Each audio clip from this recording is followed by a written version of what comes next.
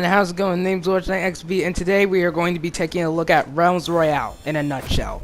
So you could call this a review similar to the one that I did on Fortnite like ages ago, but in reality this is just me gushing about a game that I only recently found out and also got a win in, because for whatever reason I managed to pick up 8 kills. So give me a second to go ahead and explain what this game is. So Realms Royale is obviously another Battle Royale game, similar to Fortnite and Apex and PUBG and every other Battle Royale game ever. And it's a class-based Battle Royale, so sort of like the hero style that you saw in Apex Legends, except it's actually classes. So, similar Battle Royale formula, shrinking map, 100 players, fight to the death, last man standing. That sort of stuff. Now, let me go ahead and talk about what's actually interesting in the game. First of all, you have abilities, which are kind of obvious, considering that this is, well, you know, a class-based game. There are a multitude of different abilities that you can find in the game, some of which even apply in specific classes. Like, for example, you'll find an ability that lets you jump incredibly high, or one that lets you charge into enemies. There are some that let you dodge attacks, some that turn you invisible, like what you're seeing here, and other ones that do all sorts of things like casting spells. And there's also abilities that do things like healing teammates and stuff like that. Now, these abilities aren't actually linked to only one class. Of course, you spawn in with an ability when you start the game. However, any ability can be used by any class. So if you find an ability that's used for the assassin, the character that I'm playing as, you can use that ability for any other character, such as a warrior, a hunter, or a mage, that kind of stuff. Now, the Battle Royale system is pretty interesting because there's actually a few different factors that apply into the game. First of all, when you get down, you get turned into a chicken. So you can still run around relatively fast, actually. It's about the same speed as the other players. And what's more is that when you're playing modes like solos and things of that nature, there's actually a respawn timer. If you get knocked down, then all you have to do is just evade your opponent for like 20 seconds. And then you'll turn back into your character and you'll be able to fight back against them. I'm pretty sure it brings you like half full health or something. I don't know how much you get when you get brought back, because I haven't successfully survived for long enough. But I have seen players actually survive long enough and then get brought back into themselves almost instantaneously. So there's almost no drawback if you can stay away from the opponents long enough. So moving onwards, another important thing is that this also has a limited amount of time you can use. So when you get downed and turned into a chicken, you have a total of 3 chickens. So after you've been downed about 3 times, that means you're out of the game. So you need to make sure you don't accidentally get knocked down too much. And another important factor in this game are the forges, which you are seeing right here. The forges will allow you to make powerful weapons and abilities and all sorts of other stuff that you'll actually need, which is kind of important since you need that stuff to win. And what's more is that in these forges, you can also make resurrection scrolls. So if you have enough shards, and it takes a lot of shards and a lot of time, if you have enough, then you can actually resurrect a teammate that's been taken down and eliminated fully. They'll respawn at the forge, but they'll also spawn as a chicken, so they won't be at full health. I tried doing this later on in the match, and my opponent died because I was in the storm, and the storm came in way too quickly. I was able to get out fine because I healed, though. So being a Battle Royale game, this game is obviously going to have weapons. But the interesting catch here is that similar to Apex Legends, you're only allowed to have 2 different weapons at once. So you can only carry 2 weapons and that's it. So as you see here, I'm carrying a sniper rifle, which I actually used extremely well in this match. And I'm also using a burst rifle that has a flame effect on it, meaning that when opponents are hit by the bullets, they set on fire and take extra damage. So that's interesting. It was kind of awkward to use the burst gun considering that it was a burst gun, but I was able to manage it somehow. It worked pretty well.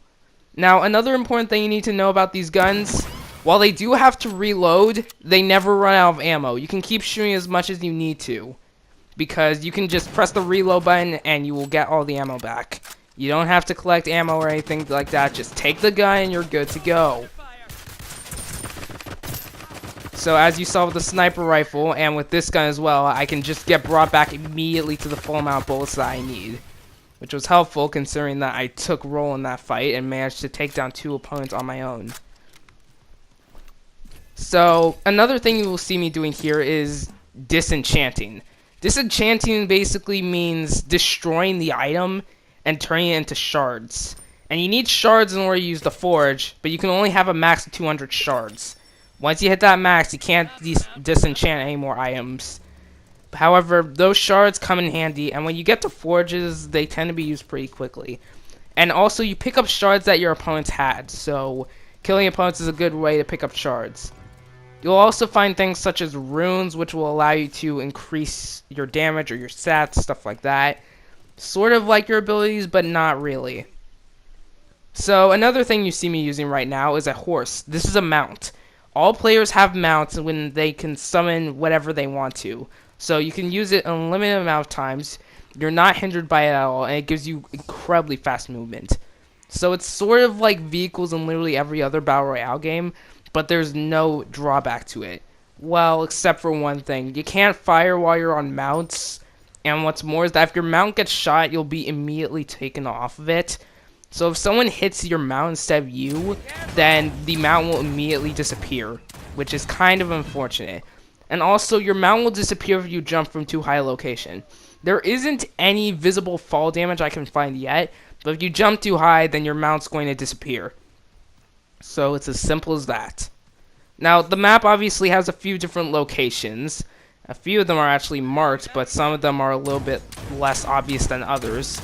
So what you'll tend to find is you'll find a desert section, a grassland section, a deep forest section, some sort of poisonous mushroom forest area, and a snowverse, or snowland, whatever. I'm just making up random words at this point.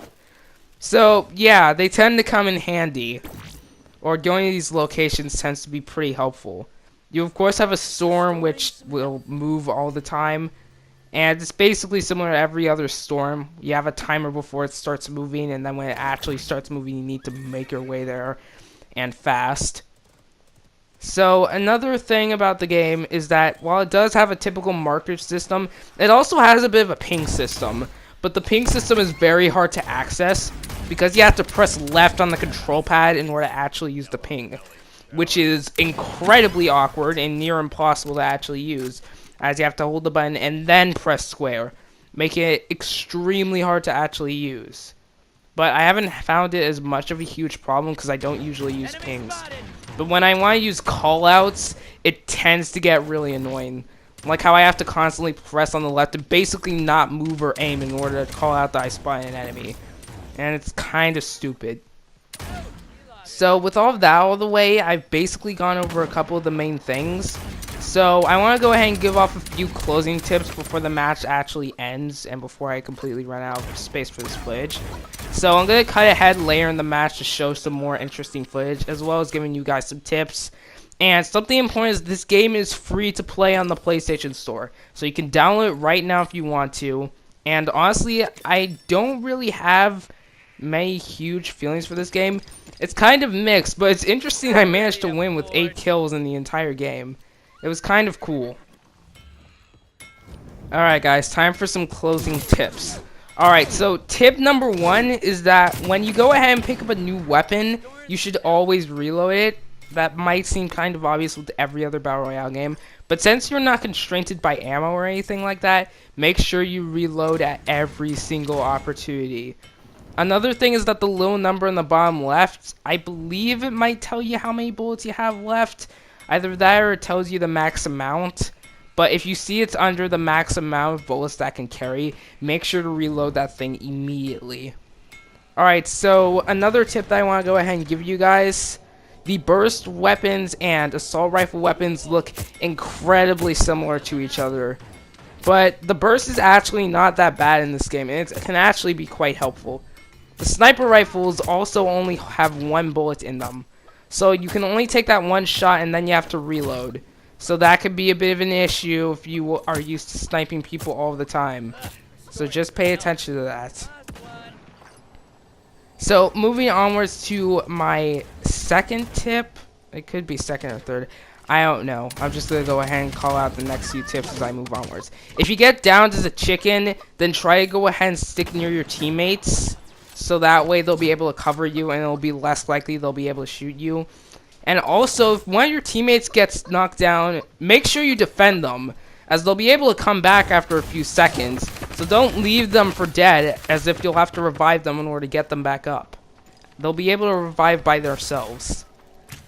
Alright, so next tip. Use the abilities often. The cooldowns are not extremely long.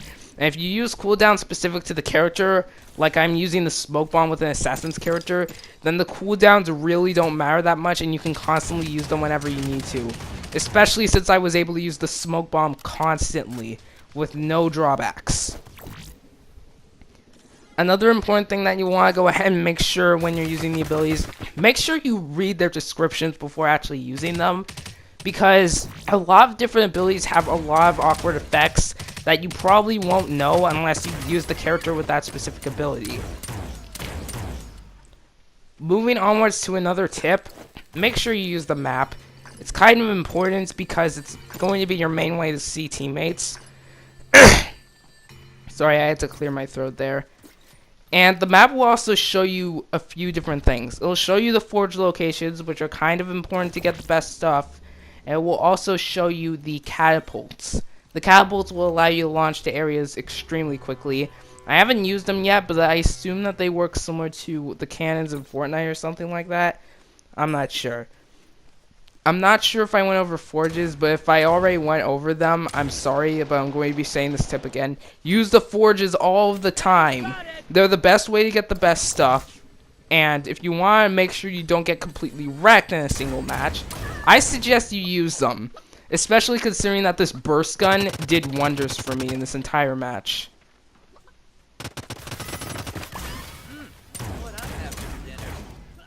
So as you saw from my epic gameplay there, it was kind of helpful, and it worked extremely well. Alright, let's see. That might be all the tips that I have for you.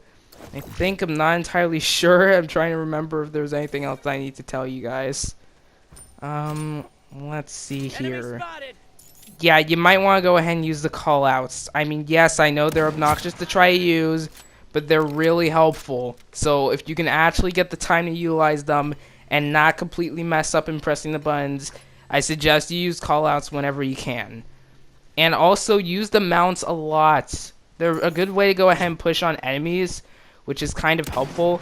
But then again, you also want to make sure you don't use them way too often or use them too much in the open, because mounts are very easy to spot and you're practically defenseless when using them, considering you can't shoot.